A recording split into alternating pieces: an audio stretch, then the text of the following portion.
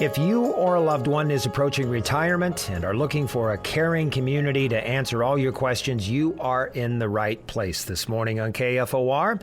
Every Saturday morning, we offer you the Aging Adventure, brought to you by Legacy Retirement Communities.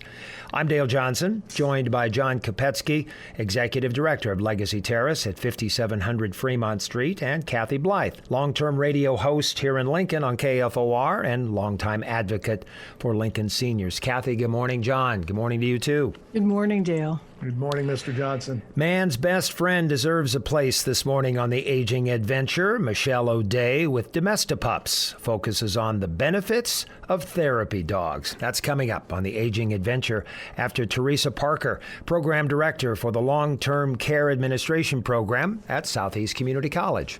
Theresa, it is so great to have you here this morning. Good morning. Good morning, and thank you for having me.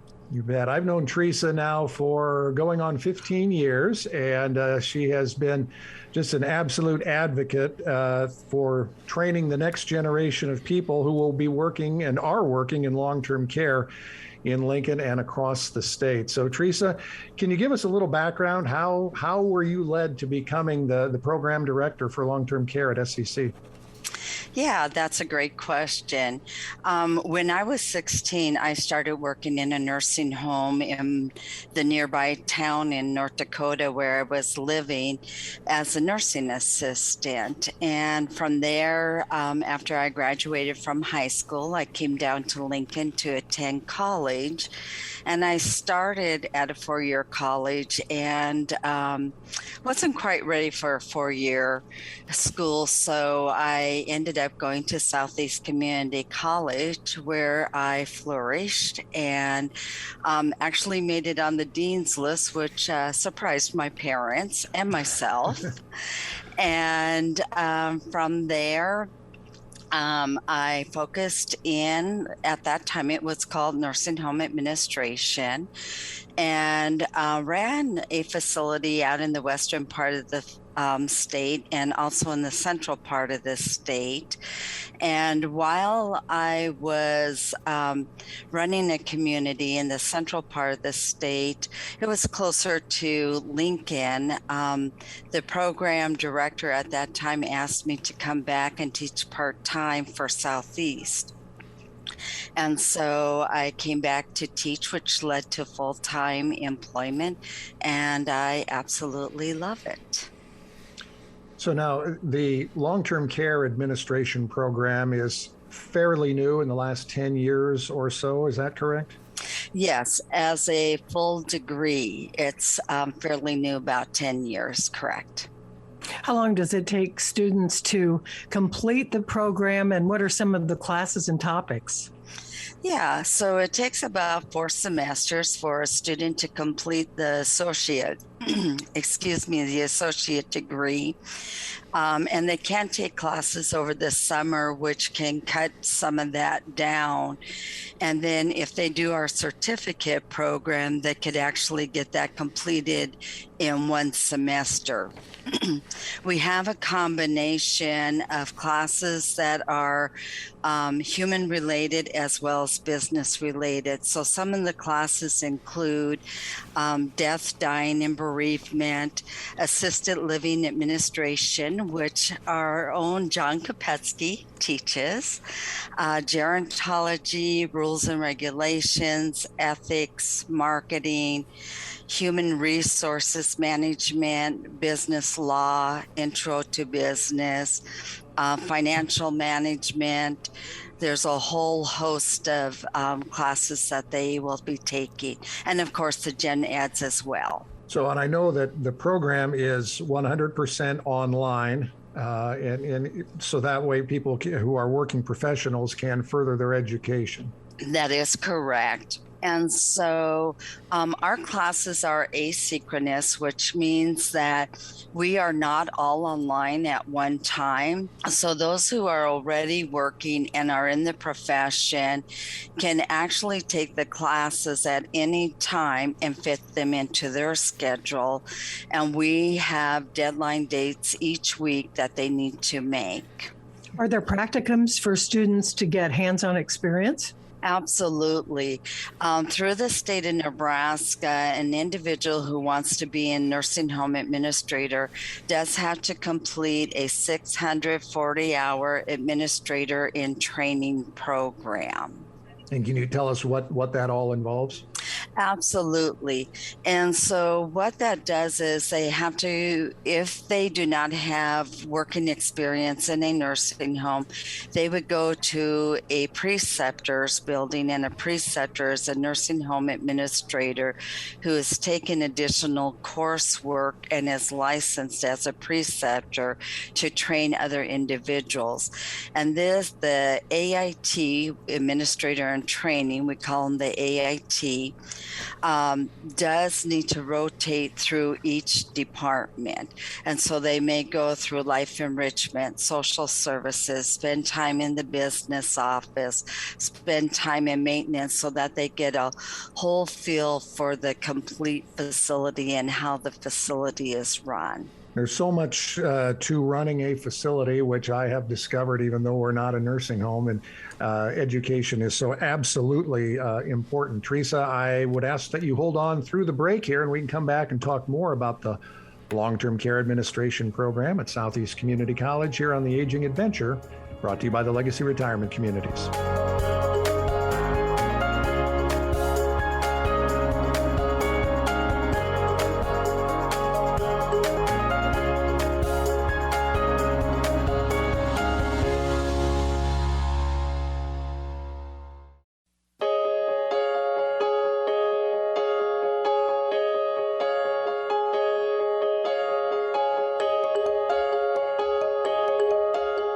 We're back on the Aging Adventure. I'm Dale Johnson with John and Kathy. The conversation continues this morning with Theresa Parker, Program Director for the Long-Term Care Administration Program at Southeast Community College. Theresa, I'm sure a lot of people are finding out for the very first time about this long-term care learning option at Southeast Community College. So we want to make sure we give them as much info as possible. What is the age and experience range of your students? Yeah, so the average age is about 40. We have students who are in their 20s, 30s, 40s, 50s, 60s that are returning to college to take that next step to be the administrator. People who are coming back to college are nursing assistant, med aides, life enrichment, social services, nurses, business office managers. We've had people who've been maintenance directors. We've had clergy. We just have a vast variety and a lot of different experiences that really enhance our classes because they can bring so much to our discussions. And because of the online feature, you probably have people from everywhere. Absolutely. I have people all across the state of Nebraska. We even have individuals outside of Nebraska that will come and take our classes as well, from Texas, California, Missouri, South Dakota. I had an individual whose husband was stationed in Japan, and so she took our courses as well. That was really fun. And we've had people from Hawaii, New Jersey, Minnesota, anywhere they have access to a computer and internet, they can take our classes and join us. Theresa, I got into long-term care, senior living, later in life. I was 42 when I began in the business, and I found out that I just love what I do. What would you say? What makes long-term care such an attractive career?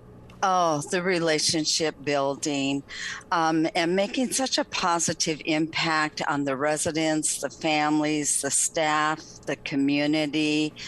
I know when I was running a community and I would be having a bad day, I would just go out and be with the residents, and getting those hugs and the encouragement from the residents makes it all worth it. And if you're the type of person that wants to give back and you believe in servant leadership, this is definitely the profession for you, because we do have such a wonderful opportunity to serve individuals who have served us and taken care of us all of our lives. And now this is our turn to give back to our elders.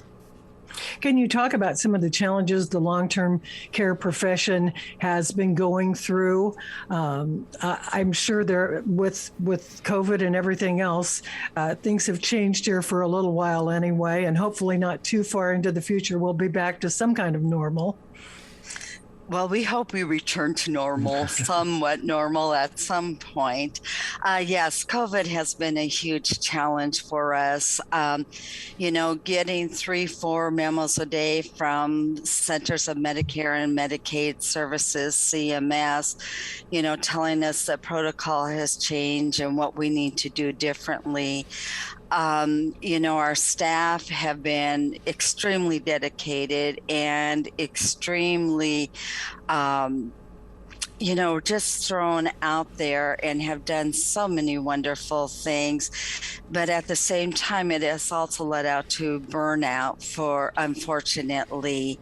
And so we're experiencing staff shortages as well. The other biggest challenges that we have faced is the increase in cost in supplies. We hear this a lot on the radio in regards to other professions and industries. Well, that affects us too when we're paying, $50 for a case, $80 for a case of latex gloves that we need to protect ourselves and the residents. And then our reimbursement system is also a big challenge for us, as the majority of our reimbursement is from Medicaid and Medicare. And, most of the time that does not pay for the entire cost of stay for a resident who lives with us, or even a short-term stay. Beyond all those challenges, though, I would say that long-term care is a terrific career, and it's a growing field too. I mean, all of us baby boomers that are heading toward retirement, thousands and thousands per day means this is going to be a profession that we're going to need more employees. We need them now, and we will continue to need them for decades to come. Absolutely. This is one of the best professions that you could ever get into. Who would have thought at age 16 that I would have chosen for the rest of my life to stay in elder care? You definitely seem like the right person for the job, Theresa. Absolutely. We will encourage people to find out more if they'd be interested in becoming part of the long-term care program that you offer at Southeast Community College. I think you may have a whole new crop of people that are interested. Oh, I would absolutely love that. Thank you, Theresa. Dogs are great therapy because they are all about love. We talk with the Executive Director of Domesti-PUPS when the Aging Adventure continues, brought to you by Legacy Retirement Communities.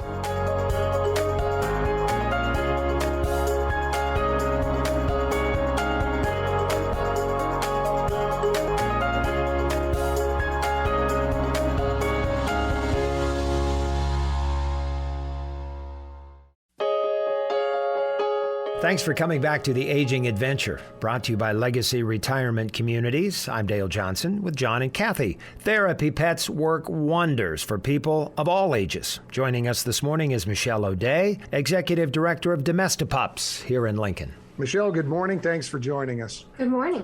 I've often told our staff here, you can't go wrong if you have one of three things: kids, music, or animals. I know that animals, therapy pets, and pets of any kind can be such a benefit for folks as they age. Tell us, first of all, a little bit about yourself and what drew you to want to work with animals in therapy. I founded Domesti-PUPS 21 years ago, and it started because I was dealing with depression at the time, and a dog helped me. I thought, why not share that with other people? And so we got started in doing pet therapy and then later service dogs, and we've been going strong ever since. There are so many benefits that have come to light since you first started doing this, Michelle, and especially when dealing with the older generation, having the benefit of pet therapy. Talk about that if you would. It's an interesting process, and something that when I started out and I was young and I didn't think about the things that people would deal with as they're going into senior care.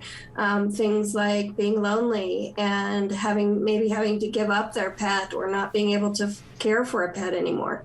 And so having our teams go out and provide that tactile stimulation, it's just uplifting. And some people are very cognizant, and you see that smile, and it's a wonderful thing. And other people, there are times when sometimes just the gleam of an eye or them speaking, and then the staff will say he hasn't said a word in a month. Those kind of things are so impactful that we as humans often can't bring that out in people, but I call it magic in our pets. They just have a great way of bringing that out and making us feel better. So what's involved, Michelle, in taking a pet and turning it into a therapy pet? Sure, and not all dogs can be therapy dogs. Not all dogs have the temperament for that. So you need a dog that's very happy and that loves people. And I know that sounds strange that a dog might not love people, but some are just more content with staying at home and just being your dog. Other ones are it's kind of like people. We're either social or antisocial. So I guess I'd put it that way with dogs too. So it starts there. Then a dog has to be a year of age and have passed the AKC Canine Good Citizen test. Then at that point, they can come through our pet therapy certification, which is an 8-week course. And included in that is AKC's community canine test. So it's everything that happened in the Good Citizen test, but done out in the public. So parks and facilities and places that pets can go to be able to handle the sounds and smells and activity and distractions that happen in those situations.